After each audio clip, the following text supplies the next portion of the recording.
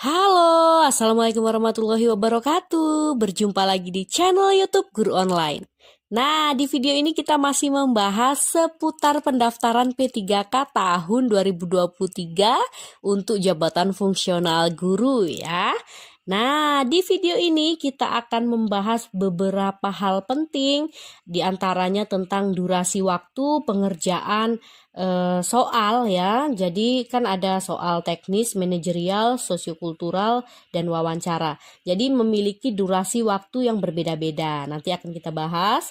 Lalu jumlah soalnya, jumlah soal kompetensi teknis berapa, jumlah soal kompetensi manajerial, sosiokultural, dan wawancara nanti akan dijelaskan di dalam video ini. Selain itu, di dalam video ini juga kita akan membahas tentang pembobotan jawaban ya, pembobotan soal. Maksudnya di sini berapa nilainya sih jika kita menjawab benar? Nah, berapa sih nilainya ketika kita menjawab salah gitu? Atau nol, atau berkurang dan lain sebagainya. Itu ada dijelaskan secara rinci berdasarkan keputusan Menteri Pendayagunaan Aparatur Negara dan Reformasi Birokrasi Republik Indonesia nomor 649 tahun 2023 tentang mekanisme seleksi pegawai P3K untuk jabatan fungsional guru tahun 2023. Nah, supaya tidak salah paham, salah tafsir, atau bimbang atau ragu, nah kita akan bahas satu persatu poinnya secara jelas dan rinci ya tentunya. Baik, kita akan bahas di nomor ke-23 ya. Jadi seleksi kompetensi teknis manajerial dan sosiokultural dilaksanakan dalam waktu 120 menit dan dikecualikan bagi penyandang disabilitas netra yang melamar pada kebutuhan khusus disabilitas dilaksanakan dalam durasi 150 menit. Nah, jadi beda antara yang non-disabilitas dengan yang disabilitas. Jika yang non-disabilitas itu 120 menit ya untuk seleksi kompetensi teknis, manajerial, dan sosiokulturalnya. Nah, itu dilaksanakan 120 menit dan wawancara ya. Nah, dan kita lihat lagi di putusan yang nomor 24. Jadi wawancara dilaksanakan dalam durasi waktu 10 menit dan dikecualikan bagi penyandang disabilitas netra yang melamar pada kebutuhan khusus disabilitas dilaksanakan dalam durasi 15 menit. Seperti itu. Oh, berarti tadi yang nomor ke-23 tadi itu yang 120 menit berarti untuk teknis, manajerial, dan sosiokultural saja. Apabila ditambah wawancara 10 menit berarti waktunya kan bertambah, berarti di luar wawancara ya tadi ya, diralat. Nah, kita lihat lagi yang ke-25 ini. Jumlah keseluruhan soal seleksi kompetensi dan wawancara adalah 145 butir soal dengan rincian sebagai berikut. Nah, berarti tadi waktunya, kita bahas waktu lagi biar pasti gitu ya. Waktunya 120 menit untuk menjawab soal kompetensi teknis, manajerial, dan sosiokultural. Sedangkan bila ditambah dengan wawancara, durasi waktunya 10 menit. Berarti 120 tambah 10 menit berarti 130 menit ya durasi waktunya. Kalau yang disabilitas netra itu ada pengecualian, yaitu 150 menit ditambah 15 menit berarti 165 menit. Nah, seperti itu. Jadi ada perbedaan ya tentunya.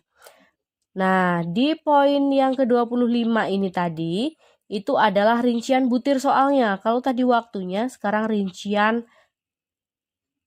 soal. Jumlah keseluruhan soalnya ada 145 butir. Jadi seleksi kompetensi teknis sejumlah 90. Kompetensi teknis atau soal-soal yang berhubungan dengan bidang jurusan kita masing-masing itu ada 90 soal. Jadi itu yang terbanyak ya teman-teman. Nah, lalu seleksi kompetensi manajerial sejumlah 25 butir soal. Sedangkan seleksi kompetensi sosial kultural sejumlah 20 butir soal. dan wawancara itu sejumlah 10 butir soal ya. Jadi diingat kembali, kompetensi teknis itu jumlahnya 90, kompetensi manajerial jumlahnya 25 soal, kompetensi sosiokultural itu 20 soal, dan wawancara itu 10 butir soal. Nah, kita lihat pembobotan nilainya. Pembobotan nilai untuk materi soal seleksi kompetensi dan wawancara. Ini untuk kompetensi dan wawancara. Yang A itu untuk materi soal seleksi kompetensi teknis, itu bagi pelamar pada kebutuhan khusus. Nah, untuk tahu apa sih beda kebutuhan khusus dan umum, itu ada di video sebelumnya ya, silahkan nanti dilihat kembali. Nah, untuk materi soal seleksi kompetensi teknis bagi pelamar pada kebutuhan khusus, bobot jawaban benar paling rendah 1 dan nilai paling tinggi 5, serta soal tidak terjawab bernilai 0. Nah, berarti ada skornya ya. Skor jawaban benar paling rendah itu 1 dan nilai paling tinggi 5, serta soal tidak terjawab bernilai 0. Berarti jangan sampai tidak menjawab karena rugi ya. Kalau tidak terjawab 0. Tapi apabila dijawab paling rendah 1 dan nilai paling tinggi 5. Nah, kita lihat lagi. Untuk materi soal seleksi kompetensi teknis bagi pelamar pada kebutuhan umum, bobot jawaban benar bernilai 5 dan jawaban salah atau soal tidak terjawab bernilai 0. Nah, ini untuk yang pelamar pada kebutuhan umum ya. Jadi dibedakan antara yang melamar pada kebutuhan khusus dengan yang melamar pada kebutuhan umum. Jadi intinya kalau tidak dijawab bernilai 0 ya. Jadi tidak ada pengurangan nilai. Jadi lebih bagus dijawab ya kan, mana tahu benar. Kan seperti itu. Jadi sayang jangan sampai tidak terjawab. Lalu kita lihat untuk materi soal seleksi kompetensi manajerial, bobot jawaban benar paling rendah 1 dan nilai paling tinggi 4, serta soal tidak terjawab bernilai 0. Ini untuk kompetensi manajerial. Berarti semua jawaban memiliki skor. Jadi harus pilih benar-benar jawaban yang pasti benar dan bobot nilainya paling tinggi ya. Jangan sampai tidak menjawab. Kalau tidak menjawab nilainya 0. Tetapi kalau misalkan salah jawaban masih mending, masih ada poinnya. Seperti itu ya. Jadi rugi kalau tidak menjawab. Lalu kita lihat lagi, untuk materi soal seleksi kompetensi sosiokultural, bobot jawaban benar paling rendah 1 dan nilai paling tinggi 4 serta soal tidak terjawab bernilai 0. Sama ya berarti ya.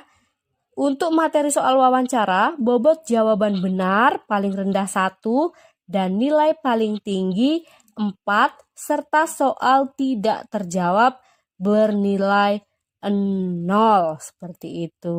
Nah, berarti rugi betul kalau tidak menjawab. Seperti itu ya.